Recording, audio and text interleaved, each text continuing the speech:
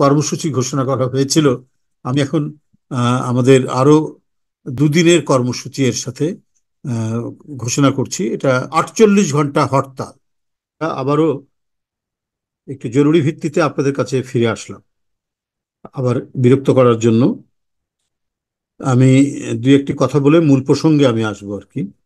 সেটা হলো, শেরপুর জেলা বিএনপির সাধারণ সম্পাদক, জয়েন্ট সেক্রেটারি হজরত আলী, জেলা ছাত্র দলের সাংগঠনিক সম্পাদক মোহাম্মদ জাকির হোসেন এবং বলায়ের চর ইউনিয়ন বিএনপির সাবেক আহ্বায়ক মঞ্জুরুল হক বাদল, যুগ্ম আহ্বায়ক আতাউর রহমান, চর পক্ষীমারি ইউনিয়ন বিএনপির সিনিয়র যুগ্ম আহ্বায়ক আবু সামার জীবন, যুগ্ম আহ্বায়ক মঞ্জু মিয়া ও ছাত্রদল নেতা আবদুল্লাহ আল সাফি সীমান্ত সহ বেশ কয়েকজন নেতাকর্মীকে গ্রেপ্তার করে পুলিশ।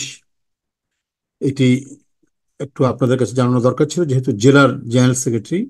আর এছাড়াও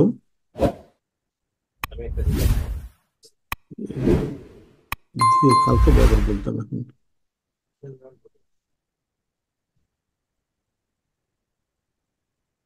রংপুর বিভাগের বিভিন্ন জেলা, উপজেলা ও পৌরসভায় বিএনপি সভাপতি, সাধারণ সম্পাদক, আহ্বায়ক, সদস্য সচিবের গ্রেপ্তারে মৃত্যুজনিত কারণে পরবর্তী ও না, এটা না, কোনটা? আচ্ছা দেখি,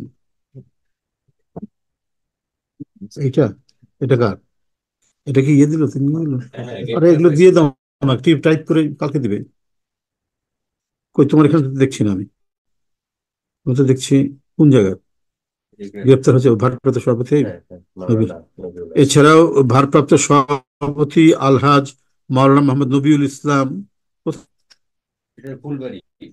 দিনাজপুর ফুলবাড়ির ভারপ্রাপ্ত সভাপতি আলহাজ মাওলানা মোহাম্মদ নবিউল ইসলাম 31শে ডিসেম্বর গ্রেপ্তার হয়েছেন। পরবর্তী সহসভাপতি মোজাফফর হোসেন চৌধুরীকেও, আচ্ছা ভুল হয়েছে, আচ্ছা বাদ দাও, ওটা ইয়েতে দিয়ে দিও, দুঃখিত। আমরা যে বিষয়টি, ওই শেরপুর জেলা বিষয় যেটা বলেছি, এটাই হচ্ছে মূল বিষয়।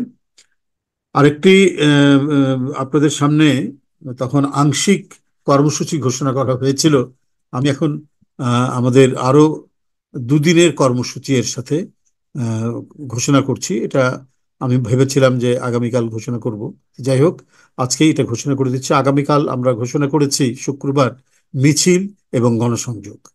আর এর পরের দিন 6 ডিসেম্বর সকাল 6টা থেকে 6, 7, 8ই ডিসেম্বর সকাল 8টা পর্যন্ত 48 ঘন্টা হরতাল। 6 ডিসেম্বর সকাল 6টা থেকে 8ই ডিসেম্বর সকাল 6টা পর্যন্ত 48 ঘন্টা হরতাল পালিত হবে একই দাবিতে, অর্থাৎ অবৈধ সরকারের পদত্যাগ, নির্বাচনকালীন নির্দলীয় নিরপেক্ষ সরকারের প্রতিষ্ঠা এবং সকল রাজবন্দী মুক্তি, যারা কারান্তরীণ রয়েছেন, মির্জা ফখরুল ইসলাম আলমগীর বিএনপির মহাসচিব, মির্জা আব্বাস জাতীয় স্থায়ী কমিটির সদস্য এবং মির্জা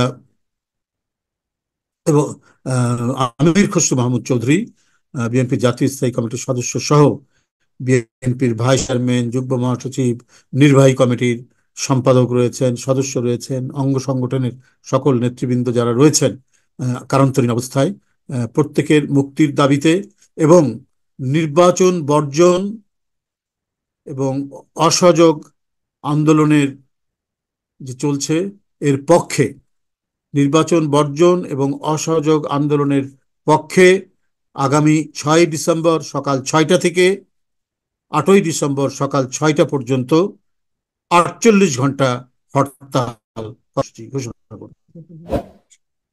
বলে দিচ্ছি, আগামীকাল 5 তারিখটা বলেছি আগে, আগামীকাল থাকবে মিছিল এবং গণসংযোগ।